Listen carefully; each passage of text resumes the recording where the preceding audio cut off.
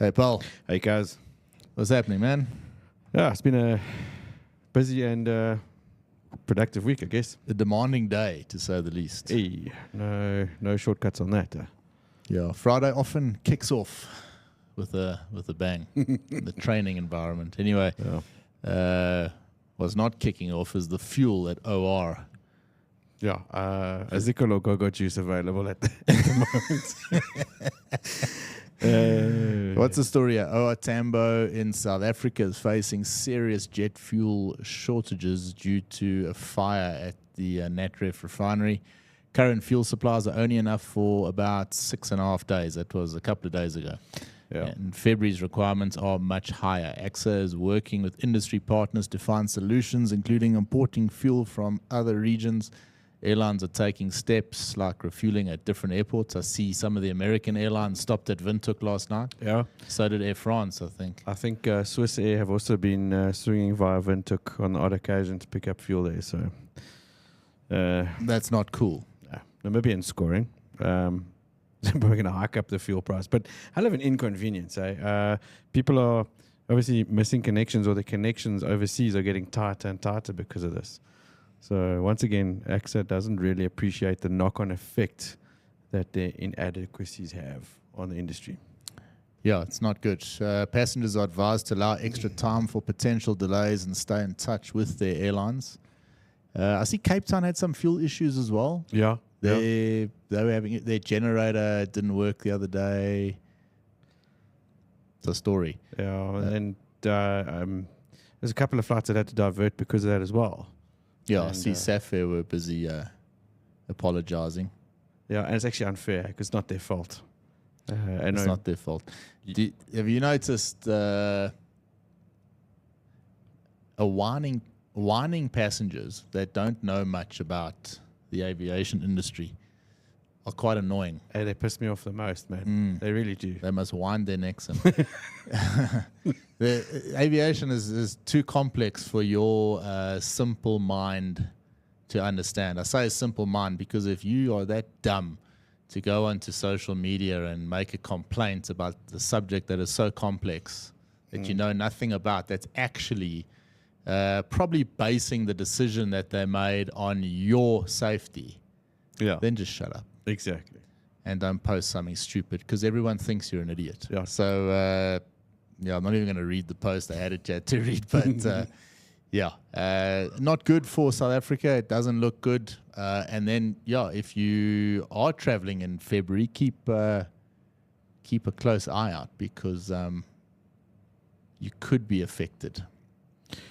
Yeah, I do hope that they get that resolved pretty quickly because it's not Ayoba. Not Ayoba. South African Airways has expanded to 20 aircraft. It's quite a lot. After leasing 2 new aircraft, the airline plans to add 5 more this year. Interim CEO John Lamola noted this growth is impressive as they only had 6 aircraft 3 years ago. SAA recently reported its first profit in years and is increasing flight services to various destinations. Who's going to fly all these planes? You just took the words right out of my mouth because that was going to be my question. It's fun. Have 20, 30, 40 airplanes, but who's going to fly them plane? Yeah, a lot more SAA guys went back than I originally thought would. I didn't think that the pullback would have been as strong. I know a lot of instructors have gone back there. I think the instructors quietly are maybe earning a decent amount of cash. I'm not sure. I don't know for sure. Yeah. But to see the type of caliber of instructor that's gone back there, maybe. But where they're going to get all these pilots from, don't know. If Sapphire is not around, they are going to have lots of available pilots. Then the options are available again. But it's a story on its own. Yeah, no, I mean, the other airlines, as it is, are barely retaining enough pilots. Yeah. So, going to be interesting. It is. A new Zimbabwean startup airline, Transvaal Africa. Have I got that right? I read that and I also thought, like, what's How? They've secured an air service permit and plans to launch passenger flights on regional routes in the last quarter of this year. You think that's a real thing, or is that like the Zimbabwe version of the Group Skylink International Type thing? of vibe. Yeah, I don't know. I don't know. They've secured a permit. Okay. So I think that's probably more. Yeah. We're targeting the regional routes for passenger movement like Harare to Joburg, Harare to Dar es Salaam, as well as other destinations like Lagos, London, Dubai, and Shanghai. Sounds a bit ambitious, man. The airline also plans to operate charter flights between Vic Falls and regional cities, Johannesburg and Cape Town. So anyway, it's not that easy to start an airline, and you never want to run anyone down for trying. And I think from our side, the more airlines that start up, the better. Of course. The only negative that comes, that sort of springs front and center for us is how silly are some people to say, you see the replies to posts and you go on social media, and there's like this air of excitement. Oh, can't wait to join this new airline. Yeah, here's my CV. Yeah. You know, that's Well, the it's annoying not really part. a thing yet. It's not a thing yet. It isn't anything yet. No. Bryan Air has got more of a chance of starting up than Yeah. because at least we've got a bit of a foundation. Yeah. If anything, we're going to be launching rockets into space in the next 5 years. Speaking of rockets, SpaceX had to cancel the launch of its Falcon 9. Did you see this? Just 11 seconds before takeoff, a Delta Airlines flight flew in restricted airspace near the launch site. The incident occurred during a live broadcast of the countdown. SpaceX is delaying the launch until at least Monday due to the airspace violation. FAA planned to investigate the air traffic control instructions that allowed the Delta flight to enter the restricted area. Can you imagine something happened there? But I was just trying to picture what the TKs would look like. Yes. Hey? Jeez. Come on. Hey? Yeah. No, that's. I'm pretty sure there's a couple of pilots that are going to have coffee in the boss's office over that. You think it's, I don't know. I think, could Must be hell of expensive to cancel a rocket launch, pal. Yeah. I think the ATC controller, by the sounds of it's in cuck. Always blame ATC. Was it Wasn't ATC, the pilot? or was it the pilots basically saying, listen, but I know that rocket's going to get going fairly soon. Let's just see how close we can get. Maybe we can catch a China, they're under radar controlled. No, just, but you just know, relax. But they've all got Insta-greasy accounts now, so it's like going to be a picture for the gram. Yeah, you're right. Yeah. You're right. This one will interest you. These sound like a couple of Biden supporters. It says, a couple almost got seriously hurt when a large block of ice, blue ice, fell from a JetBlue plane and crashed through the bedroom ceiling while they were sleeping. They live near LA and have worked hard to make their house a dream home. Now they are scared to sleep because they fear another block of ice could fall on them. They have filed a lawsuit against JetBlue for negligence, claiming the airline knew about the issues with the plane but did not fix them. The incident has also affected their mental health, making them anxious every time a plane flies overhead. Just confirm this is in Los Angeles. Huh? Yeah. Los Angeles, the land of fire and ice. Just to be fucking corny, but that's a good one. There's some more news on this today. I don't think we really want to get into it, but that South Korea will remove a concrete structure at the airport after that Jeju air crash. That massive structure that was there is going to be removed after those 179 people were killed. Yeah, there's more and more interesting things coming out of that. A good friend of ours, Imre, sent us a link earlier on with a YouTube video explaining the technicalities behind the FDR and the CVR and why that may have actually stopped recording when it did.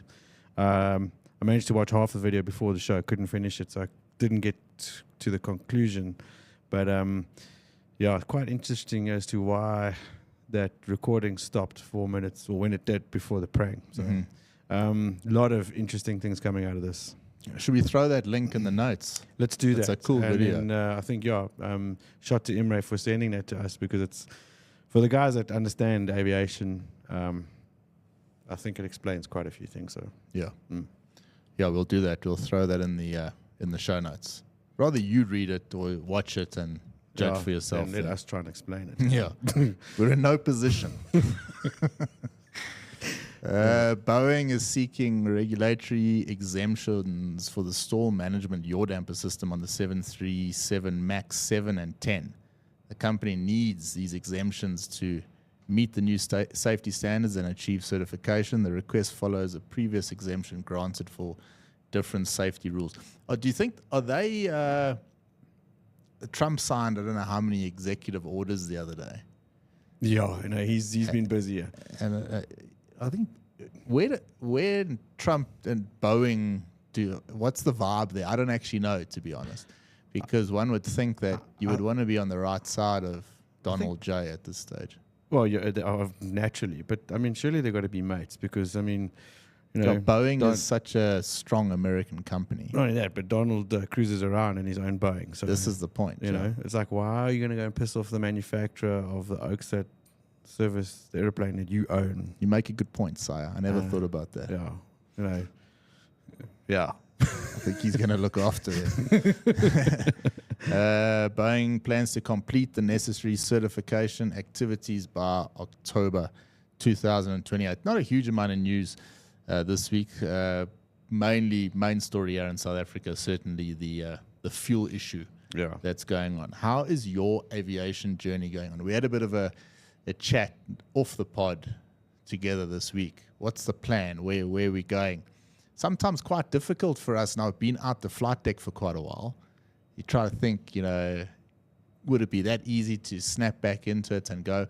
But the reason I ask, there's still so many of our network, or certainly listeners of the pod, that are still busy moving around jobs. I see there's a huge amount of movement around the world. Yeah. Even the guys in the Middle East and that, they're moving around to different companies, a lot of them internally there. But there were a couple of guys from that were in touch with me in Hong Kong that have now taken jobs in the States, one in Japan. So there's a lot of movement going on. Yeah. And I think obviously to do mainly with, based on opportunity and the market, I suppose. You see a gig that's there, it's on a plane that you've rated on, family maybe, wants to try living there, earn a bit more, better salary, off you go. It's different. I find it different now to how it was 10 years ago, where you kind of filled your boots at that airline and that's where you're going to stay. Yeah, it's massively different to what it was like for us in the early days. I mean, back, 10, 15 years ago, there were only a few options, and it usually involved flying heavy metal in the desert, or if you were lucky enough to join the elite SAA version 1, then you stuck around here. But like you say, now, I mean, there's so many different variables at play. What suits your career aspirations, what suits the family, the lifestyle, where can you get the best benefits for your kids, all that kind of stuff. And like a few people have said to me in the past as well, it's also about what perks are available. I mean, you take up a gig in the desert, but some of those perks are cool because you can get around the world a lot easier, get your family around. Those things influencing a lot of the decisions that the guys and girls are making out there. For our non-pilot listeners listening to the show, which is growing, thank you very much. What sort of perks can a pilot expect flying for a major carrier? Well, I suppose most of them, one of the major perks would be that of rebate travel. The ID90s or the ID00s. For your whole family. For your whole family. And I think some of them, stand to be corrected on this, but some of them offer, like, you can nominate. So not just restricted to family, it's to whoever you put on that list. So you can get your mates up there or around. As well as, like, if you stay in an airline long enough, say for a period of 15 years or longer, then those benefits or perks stay with you for life, which is obviously a big one. Do you think as well, recent years, or not even years, I think it wasn't that long ago, but Emirates, as an example, paid massive bonuses out in quite short succession to all their staff. I think it was like years' worth of That was salary. last year that everyone got paid. It was massive. Yeah. Do you think something like that, that's not necessarily a perk, but I noticed a couple of other airlines have followed suit. Oh, yeah. And if you suddenly find out that, if you get Emirates on the up and up, and if they meet their targets, that you're going to receive this decent paycheck, that's surely a pulling factor. Definitely makes you want to go there. And again, I suppose just from the pilot perspective as well, flying decent equipment, I won't lie, you see these A350s bombing around now. It's a slick looking airy. It is, it's kind of, that would be lacquer. Get you out of a crusty old 737 into one of those. I suppose, again, it's down to the individual and what you want, but there are some really cool opportunities out there at the moment. There are. It's time for this week's Aviation Motivation. And today we're going to explore a topic at the core of the aviation industry, one that's shaped modern flight as we know it, and see how we can apply it to our everyday life. We're talking about learning from past aviation accidents and incidents, and what can we do about it so that we don't make those same errors again. The idea of growth, the importance of investigation, and how the aviation industry's relentless commitment to safety can act as a lesson to all of us. Now, one thing that sets aviation apart from all the other industries is our culture of analysis. If an incident happens, or an accident, worst case scenario, full qualified teams are sent in to figure out what went wrong. Now, we're talking about big investigation bureaus all around the world. They work together and they don't rush to come up with the reason why this particular accident happens. They rather make sure that they've gathered all the evidence, it gets assessed, and then it gets agreed upon that the cause of this accident could be human error, it could be a system malfunction, whatever it might be. But the point being that this culture of analysis is so critical to the aviation industry and is one of the reasons why the safety record in this industry is so high. In aviation, we've adopted a just culture. A just culture is an environment where people are encouraged to report errors or near misses without fear of punishment. Of course, that doesn't mean that you can make consistent errors and not be punished. That's not the point. However, if we don't have this open communication about things that are happening on the line, then we're going to miss out on some important information that may critically stop another accident from happening. So it's a critical part of the culture within the aviation industry. It's a principle we can also apply to our everyday life as well. When we focus on learning from mistakes, rather than punishing ourselves for that mistake we've made, we can foster an atmosphere of trust within ourselves to figure out, hey, but why did I make this error? What was the original cause that started this error rolling? So having a just culture within a company is one thing, but having your own just culture with yourself and being honest with yourself and say, why did this error occur? And go back and actually figure it out. Why? So that we can avoid making that same error again. History does repeat itself. Perhaps the biggest takeaway from aviation accidents and incidents is the lesson of humility. No matter how advanced the technology, how experienced the pilots, or how well equipped the aircraft, mistakes and oversights can happen. Many accidents have occurred because pilots thought, hey, I've got this, I've done it a million times, no reason why we can't do it again. And it's on that very occasion that it's going to catch you out. When we get complacent, that's when we are at our most vulnerable. There's a famous saying among aviators: a superior pilot uses his superior judgment to avoid situations which require his superior skill. In everyday terms, that means being proactive, not waiting for something to go wrong, but anticipating it in advance and preventing it from happening in the first place. Of course, nothing wrong with having the skill to deal with the problem, but it's far easier to avoid that problem at all in the first place. Let's turn a few accidents into some life lessons and a couple of quick examples here. Let's go back. Tenerife, 1977. The deadliest aviation accident in history involved two Boeing 747s that collided on the runway. One of the root causes was miscommunication and cockpit authority issues. Out of this tragedy, the concept of crew resource management became standard across the industry, teaching pilots and crew members to effectively communicate, respect each other's inputs, and break down strict hierarchies that can lead to critical errors. If we take a life parallel here, in our daily lives, how often do we hold back from speaking up when we see something that feels off? Maybe in a meeting, a group project. It's easier said than done. When your boss wants you to do something and you don't agree with it, it's not so easy to say, "Sir, I think this is wrong." The same applies in the flight deck. However, we've made it normal. In fact, we've made it mandatory. In the flight deck, if you see something that's wrong, you must voice your opinion that something is wrong. This is certainly something that we can take out of the flight deck, and I like this idea that we can speak up, and of course, a just culture helps that. You must speak up. In aviation, pilots are expected to say no. They're expected to voice their opinion. If something feels off, it probably is.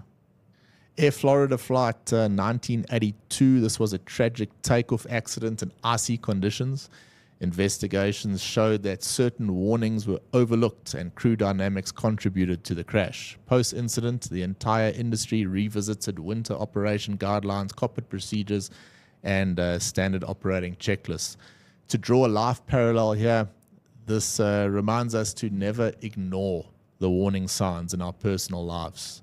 Be they physical, emotional, in a relationship, whatever they are, if there are warning signs there, we must address them. In this case, rolling down the runway, this crew had multiple warning signs. They were ignored. The flight continued and ended in tragedy. Of course, we see this in our daily lives all the time. We have these warning signs. Sometimes it's easier to put your head in the sand and ignore them. Aviation principle here tells us, read those warning signs, look at what they say, and do something about it. It's good to acknowledge reality. First, we must accept that failures do happen. Near misses do happen. And aviation doesn't sugarcoat these things. Experts dive right in. They look at the black box data, the cockpit voice recorders that gets analyzed, and then we learn from these things. Once you see the gap in your skills or your mindset, you can take the steps to do something about it. There's an endless amount of information these days to either build new skills and, in fact, change your mindset as well. A short trip down YouTube will help you in that. The amount of courses available, the amount of books available are endless when it comes to being able to learn new things and build new skills. The thing is, you need to know what those skills are. Where are your shortfalls? What can I do to improve my skill level in this particular area? We see it today with a lot of older generation people in this day of AI. The attitude of, I'm too old for this. Unfortunately, things creep on us so fast these days, technology being one. And if you're not up to speed with technology, you're going to lose out on a major part of life. So close that gap. Get the education, mentorship, or deliberate practice to close that skill gap. Identify the skill, then close that gap. What aviation does, it takes every mishap, every near miss, and turn it into an opportunity to refine our own systems. We can apply that same principle personally and professionally. If you think about it, each of us could benefit from our own accident investigation bureau. But by doing that, we need to be honest with ourselves. Where did I go wrong? Why did I go wrong? And if you went wrong because you didn't have the necessary skill, then do something about it. Go and look at what options are available to narrow that skill gap. So continue that thought process. Investigate yourself every day. How did I do? How can I do better? And what can I do to keep narrowing that skill gap? I hope you enjoyed this little aviation motivation segment and learning from the past. Welcome to this week's Flight Plan Financial segment. And today I'm diving into a fascinating book that's not just about money. It's Morgan Housel's The Psychology of Money. Now, if you haven't read it yet, don't worry. I'm here to talk you through it and share with you why it's such a game changer. So let's kick things off. Here's the thing about money. It's not about spreadsheets or formulas. Housel argues that managing money successfully is less about how smart you are and more about how you act. Isn't that interesting? So let's unpack this. The first big takeaway from the book is one that sort of hit me quite hard, and it's that behavior matters more than knowledge. Think about it. You can be a financial genius, know every strategy out there, and still make poor choices if you can't control your impulses. Housel emphasizes things like patience, discipline, and emotional control. These, he says, are the true drivers of financial success. Another gem from the book is the idea of luck and risk. Housel really puts things into perspective in this area, that a lot of success or failure is influenced by factors outside of our control. And it's a humbling thought. We've all lived through this. He's saying, look, don't beat yourself up for a setback and don't get overly smug about your wins either. Sometimes it's just luck or timing. Another big takeaway in the book is where Housel talks about compounding. He calls it the eighth wonder of the world, and honestly, he's quite right. He uses Warren Buffett as an example, not because Warren Buffett is a genius, which he is because he started investing when he was at the tender age of 10 and never stopped. It's the decades of compounding that made him one of the richest people alive. Patience, people, that is the secret sauce here. Now, one of my favorite parts of the book as well, and it might be yours if you've read it, is Housel's perspective on freedom. He says money isn't just for buying stuff. It's for buying freedom. Freedom to spend your time the way you want to, with the people you love, and doing what you enjoy. And I'll speak for myself on this one, but I'm pretty sure that's what we all are striving for. Here's another mic drop moment from the book, the danger of greed.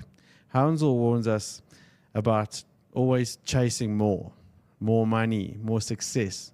It can lead to some risky and downright bad decisions. He suggests figuring out what enough looks like for you. Because let's be real, if you don't define that, you'll never stop chasing, and you might lose sight of what really matters. So what makes this book stand out for me? It's his writing style. He keeps it simple. It's not full of financial jargon or overwhelmingly technical stuff. Instead, it's filled with relatable stories, historical examples, and little bite-sized lessons, which is quite cool. Each chapter is short and digestible, so you can pick it up anytime and learn something new. I really did find it quite valuable as one of the first books I've been reading to get into this subject.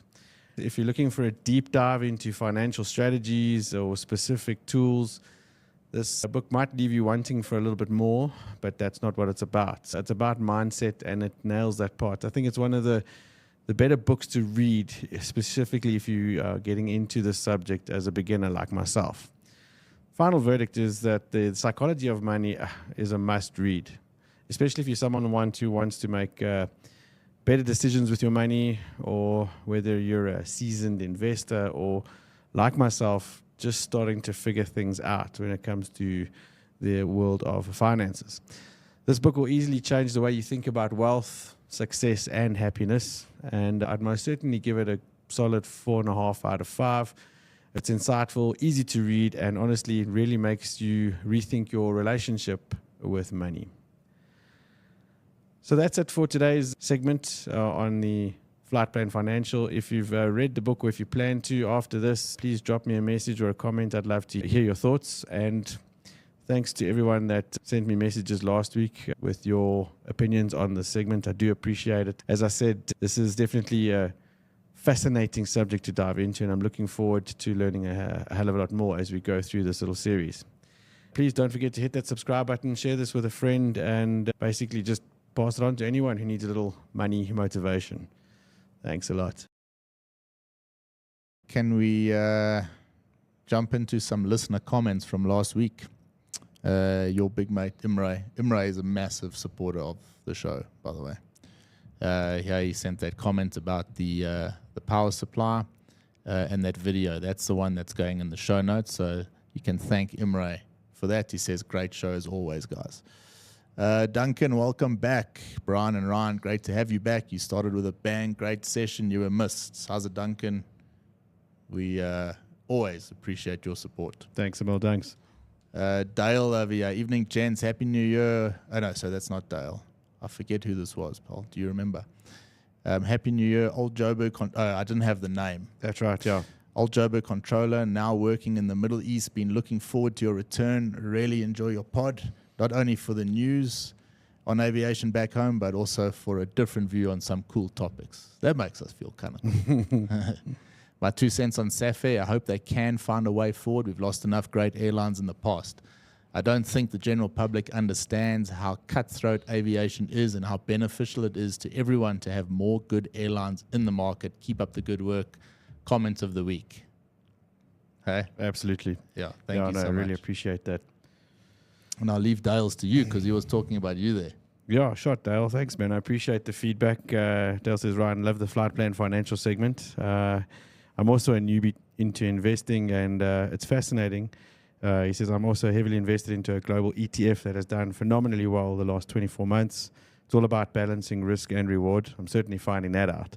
High returns always come with a high risk, and the ETF that he is in at the moment is the VWCE, which is the Vanguard All-World ETF. I'll try and explain that in one of my segments later on in the month. Good luck with that.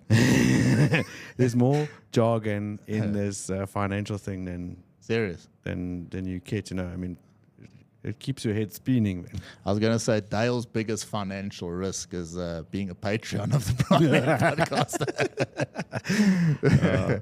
But no, we appreciate Dale, the comments. I've been massive supporter for us for a very long time now. So yeah, thanks, Dale. Another one from Chelsea Jacques. That's a nice comment he left. Happy New Year's, guys. Was wondering yesterday when the long-awaited first episode of 2025 would come out. So a good one to start the weekend with. The whole Fly SAFE saga is rather interesting to watch. I'm in the same boat as you guys where I flew on them and they overbooked, causing me to catch a flight 20 minutes later. I wouldn't really kick a fuss about it. So, yeah, thanks, Jacques. And then our good mate Gav. Nice guys, welcome back. Like the new ideas. Elmac, our loyal correspondent. Welcome back, lads. Dig the new studio. He has hoping cool heads prevail on both sides in the SAFE matter. yeah, Thank you, Al. Al looks like he's having an absolute jaw in Switzerland. He is, bastard. Yeah. And then a cool one, Charmaine here says, Brian, I love your discussion on prep prior to simulator training and how to use this in everyday life. I know you like Kaizen and it shows. Thank you. I do like Kaizen. Ryan, I think you're going to teach this old duck some new tricks. So, Ryan, you've got a fan. Yeah, I certainly hope I can, and it's all about adding value. No, appreciate the comments. And just one major shout-out I'd just like to give this week as well. Just heard about it from him this morning. Yeah. But our good pal, John Kearney, just got awarded his 4th stripe at Nippon Cargo. So he's now officially captain on a 747. South Africans representing. Yeah, and it's massive congrats, Mr. Kearney. I think you absolutely deserve it. I've known you for many, many years, and you've worked flipping hard, and I think you've finally reached one of your ultimate goals, man. So well done, pal. John is a real aviator. He's like the epitome of an aviator. If you had to explain what is an aviator, I'd choose 2 guys. It would be John and Gavin Hill. They just belong. They are absolutely flying. So awesome, John. Well done. Did you watch the UFC last week? I missed it, pal. Unfortunately, because I was busy getting ready for a rock concert. You were getting ready for a concert. Tell us about it. No, it was good. It was good, but it pales into comparison to what's coming. Oh yes. You said that's on the 9th. As far as I know, 9th of Feb, Sunday, 9th of Feb. Rickers, DDP. Our boykie. Yeah, it's going to be a good one. Yeah, pal. Thank you. That was big fun, cuz. Catch you in the next one. Hope you enjoyed it. Have a good weekend. Ciao. Bye for now.